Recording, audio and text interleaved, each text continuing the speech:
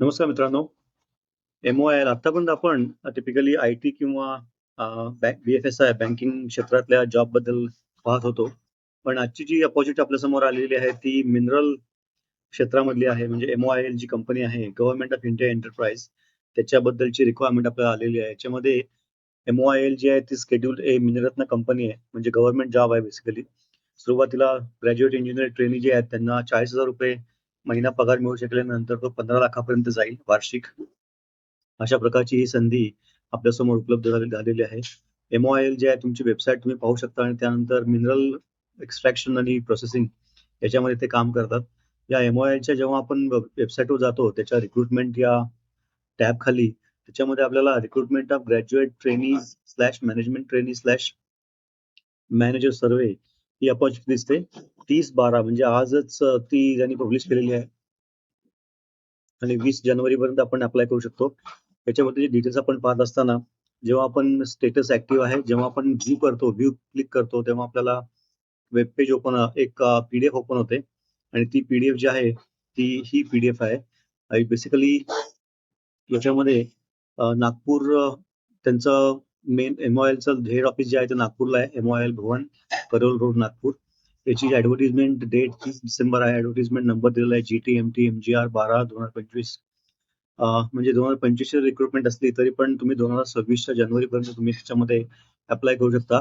12,000 metric ton per annum हा त्यांचा setup आहे, कपॅसिटी आहे एक्स्ट्रॅक्शनची. फेरो मॅंगनीज प्लांट आणि setup a plant MOL has set up a plant to produce electrolytic manganese dioxide EMD. Plans to expand its production capacity to 3.0 million tons. म्हणजे 30 lakh million 1 lakh 3.0 म्हणजे 10 lakh 30 lakh ton ही त्यांची 2030 ची expansion plan आहे. याच्याबद्दलची requirement आपण पाहणार आहोत. ज्या विद्यार्थ्यांनी बेसिकली इंजिनिअरिंग केलेलं आहे त्याच्यामध्ये ही जी स्पेसिफिक अपॉर्च्युनिटी आहे ती मायनिंगसाठी तर आहेच. त्याचबरोबर बाकी आपण पाहणार आहोत मेकॅनिकल, केमिकल वगैरे या सर्वांसाठी पण उपलब्ध आहे. सगळे बाकीचे डिटेल जे आहेत moil.nic.in या वेबसाईटवर दिलेले आहेत. तुम्हाला मी लिंक शेअर करणारच आहे. त्याच्यामध्ये क्वालिफाईंग क्रायटेरिया जे आहेत ते ग्रॅज्युएट ट्रेनिंग मायनिंगमध्ये तुम्हाला बी-टेक केलेलं असलं पाहिजे. त्यानंतर ग्रॅज्युएट ट्रेनिंग मेकॅनिकलमध्ये मेकॅनिकल, इलेक्ट्रिकल, केमिकल, जिओलॉजी, त्यानंतर केमिकल, मेटलर्जी, मिनरल प्रोसेसिंग और equivalent material, electrical, mechanical, civil discipline किंवा 2 वर्षाचा MBA किंवा post graduate diploma in management in production operations materials logistics supply chain SCM from a university or institute recognized by UGC with a minimum 60% marks. Management training system, B.Tech in computer science, engineering, computer science and information technology or MCA from a recognized university.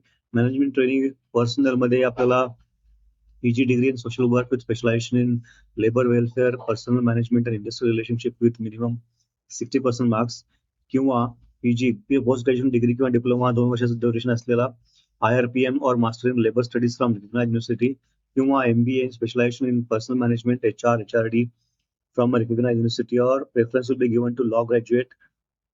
त्यानंतर management आणि marketing मध्ये तुम्हाला MBA केलेलं असलं पाहिजे किंवा तुम्ही engineering degree full time with PG degree diploma in marketing और फॉरेन ट्रेड विथ मिनिमम 60% असलं तरी चालेल.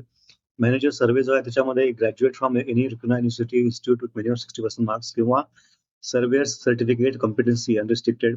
मिनिमम 2 वर्षाचा पोस्ट क्वालिफिकेशन एक्सपिरियन्स तुम्हाला असला पाहिजे. Surveying underground mining out of which 2 years experience, 1 year for internal candidates in immediate lower scale IDA that is 40,000 ते 1,40,000 जो तुमचा बेसिस पे स्केल असतो त्याच्यामध्ये तुम्हाला असलं पाहिजे. प्रायव्हेट सेक्टरमध्ये तुम्ही जर जॉब करत असाल आणि तुम्हाला या संधीमध्ये तुम्हाला अप्लाय करायचे असेल तर तुमचा CTC हा मिनिमम 9.70 लाख प्रतिवर्षी असला पाहिजे. त्याच्या खाली जर तुमचा पगार असेल तर तुम्ही याला क्वालिफाय होऊ शकत नाही. हा महत्वाचा मुद्दा इकडे आहे. Minimum qualifying marks for general UR अनरिझर्व्ड OBC PWBD EWS category candidate 60% आहे. फॉर SC आणि ST कॅन्डिडेट्स 55% आहे. CGPA डिटेल्स दिलेले आहेत. मी सगळ्या डिटेल्स मध्ये जात नाही, मोठा व्हिडिओ होईल. recognized युनिव्हर्सिटी मधून आपण MBA केलेलं असलं पाहिजे. टेंटेटिव्ह वॅकन्सी जे आहेत त्याने दिलेल्या आहेत. GT mines 23 graduate training mines 23 mechanical 9 electrical 5 अशा टोटल 67 वॅकन्सीज आपल्यासमोर उपलब्ध झालेल्या आहेत तिकडे. अनरिझर्व्ड मध्ये 41 आणि बाकीच्या 16-26 अशा आहेत.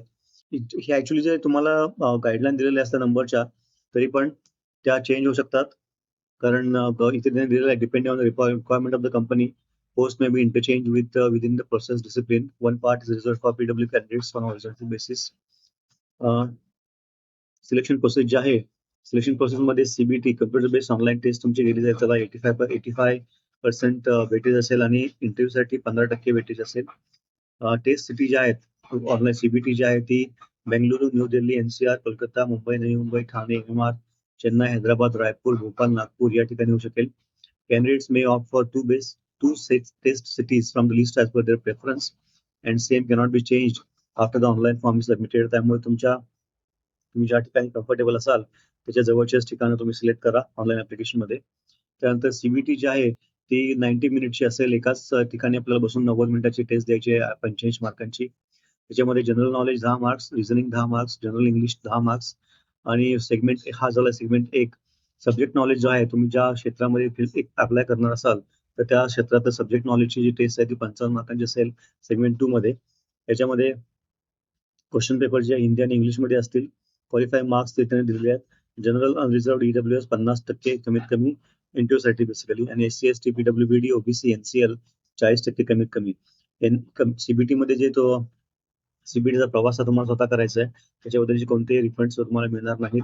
सीबीटी पासआउट झाल्यानंतर जे इंटरव्ह्यू आहेत त्याचे तुम्हाला क्वालिफाईंग क्रायटेरिया कन्सिडर करून तुम्हाला त्याचे पुढचे डिटेल्स दिले जातील. पर्सनल इंटरव्ह्यू जे आहेत ते प्रोव्हिजनली शॉर्टलिस्टेड कॅन्डिडेट जे आहे त्याची लिस्ट जी आहे ती एमओएलच्या वेबसाईटवर पब्लिश करण्यात येईल. त्यासाठी त्याचबरोबर तुम्ही जो ईमेल आयडी देणार आहात अप्लिकेशन भरताना, त्याच्यामध्ये त्या ईमेल आयडीवर पण तुम्हाला ही जी इंटरव्ह्यूचे जे डेट्स वगैरे त्या कळले जातील. Final list of selected candidates will be uploaded on the MOL website and they will also be intimated using about document verification, pre employment medical examination, आणि त्यानंतर तुमची फायनल मेरिट पॅनल जे आहे ते प्रिपेअर केलं जाईल. ऍप्लिकेशन फी जी आहे अप्लाय करताना 590 रुपये आहे. SC ST, PWBD, EXS, employee, ex security, ex services, employee of MOL exempted from the payment of application fees. Application fee जी आहे ती ऑनलाईन सबमिट करायची आहे. अप्पर एज लिमिट अतिशय महत्वाचं. अप्पर एज लिमिट जे आहे ते 30 मॅक्सिमम 30 वर्षाचं असावं. आणि पोस्ट ऑफ मॅनेजर जे आहेत ग्रॅज्युएट ट्रेनिंग आणि मॅनेजमेंट ट्रेनिंगसाठी 30 वर्ष मॅक्सिमम. आणि manager survey for general UR and EWS candidates 35 वर्षापेक्षा जास्त नसावं. Upper age limit is relaxation जे आहे ते गव्हर्नमेंटनुसार नॉर्मनुसार त्याने दिलेलं आहे. रिझर्वेशन आणि रिलॅक्सेशनचे डिटेल्स दिलेले आहेत. त्यानंतर फायनल इयरचे स्टुडंट त्याला अप्लाय करू शकतील की नाही याचे डिटेल्स कडे मेन्शन केलेले नाही आहेत. त्यामुळे ते थोडं बघावं लागेल. इनिशियल जो तुम्हाला बेसिक आहे 1 वर्षासाठी तो तुम्हाला 40,000 रुपये प्रति महिना दिला जाईल. आणि त्यानंतर सक्सेसफुल आणि सॅटिस्फॅक्टरी कम्प्लिशन झालं 1 वर्षाचं ट्रेनिंग पिरियड, तुमचं रेग्युलरायझेशन जे आहे एम्प्लॉयमेंटची ती E2 ग्रेड मध्ये केली जाईल, ज्याचा बेसिक हा 50,000 ते 1,60,000 म्हणजे साधारण 15 लाखाचं पॅकेज तुम्हाला वार्षिक होऊ शकतं. सुरुवातीला 40,000 जे लिहिलं ते त्याच्यामध्ये पण 10 ते 12 लाखाचं पॅकेज तुम्हाला पहिल्या वर्षी पण मिळू शकेल.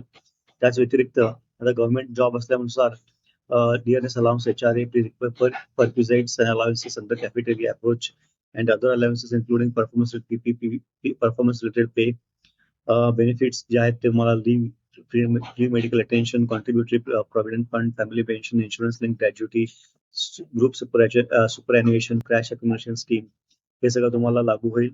पोस्टिंग जी आहे ती महाराष्ट्रामध्ये किंवा मध्य प्रदेश बरोबरच कंपनीला ज्या ठिकाणी तुमची गरज भासेल तिथे केली जाईल. मेडिकल एक्झामिनेशन जे आहे ते कंपनीचे जे मेडिकल ऑफिसर आहेत त्यांच्याकडेच तुम्हाला करावं लागेल. अप्लाय करताना ऍप्लिकेशनचे प्रोसेस जे आहे त्याच्यावर सगळे डिटेल्स दिलेले आहेत. Application registration, payment of fees, document scan upload, कशा प्रकारे डॉक्युमेंट स्कॅन करायचे आणि ते अपलोड करायचे याचे डिटेल्स पण दिलेले आहेत. फाईल साईज, फाईल टाईप अतिशय महत्वाचे असतात. 20 जानेवारी पर्यंत तुम्ही हे अप्लाय करू शकता. अप्लाय ऑनलाईनचे आपण पाहणार आहोत. Click here for registration. तुम्ही जर ऑलरेडी रजिस्टर असाल तर तुम्हाला डायरेक्ट लॉग इन करून त्याचं अप्लिकेशन सबमिट करता येईल. तुम्ही जर रजिस्टर्ड नसाल तर तुम्हाला रजिस्टर करावं लागेल. हे जे बाकीचे डिटेल्स तुम्ही वाचून ते लक्षात येतील. त्याच्याबद्दल काही जास्त कॉम्प्लिकेटेड गोष्टी नाही आहेत. या जनरल इन्स्ट्रक्शन्स त्यांनी दिलेले आहेत. Guidelines for persons with disabilities using a scribe. तुम्हाला जर लेखनिक हवा असेल तर त्याच्यावरचे डिटेल्स आहेत. अदर क्लॉजेस जे आहेत ते त्यांनी दिलेले आहेत. प्रोसेस ऑफ अरायव्हिंग ॲट स्कोअर्स कसे असेल ते पण दिलेलं आहे. जनरल इन्फॉर्मेशन दिलेले आहे. अशा प्रकारे ही जी स्पेसिफिक अपॉर्च्युनिटी आहे त्याच्यावर तुम्ही अवश्य फायदा घेतला पाहिजे. कारण गव्हर्नमेंट जॉब मिळणं ते पण नॉन आयटी सेक्टरमध्ये अतिशय चांगली संधी तुम्हाला मिळू शकते आणि हा एक स्पेशलाइज्ड फील्ड आहे. त्यामुळे या MOL सारख्या कंपनीमध्ये तुम्हाला जर जॉब सुरू करायची संधी मिळाली, तर 100% त्याचा फायदा होईल. जेव्हा आपण त्यांच्या वेबसाईटवर जातो, तेव्हा व्ह्यू आपण पाहिलं, तर अप्लाय ऑनलाईन जेव्हा क्लिक करतो, अप्लाय ऑनलाईन केल्यानंतर इथे आलो आपण commencement of online registration application आज 30/12, closure of registration of application 20 जानेवारी, closure of editing application details 20 जानेवारी, last date of printing application 4 फेब्रुवारी. ऑनलाईन फी पेमेंट ही तुम्हाला 30 डिसेंबर ते 20 जानेवारीमध्येच करावं लागेल. तुम्ही जर ऑलरेडी रजिस्टर्ड असाल, तर तुम्हाला लॉग इन करून अप्लाय करता येईल. तुम्ही रजिस्टर्ड नसाल, तर आपण जेव्हा click here for new registration करतो, तेव्हा हे पेज ओपन होईल. त्याच्यामध्ये तुम्हाला basic information, photo and signature, details, preview, uploads, payment या सगळ्या ज्या स्टेप्स आहेत त्या फॉलो कराव्या लागतील. याच्यामध्ये मोबाईल नंबर आणि ईमेल आयडी जे आहेत ते क्लिअरली द्या. त्याच्यामध्ये कोणत्याही प्रकारची चूक करू नका.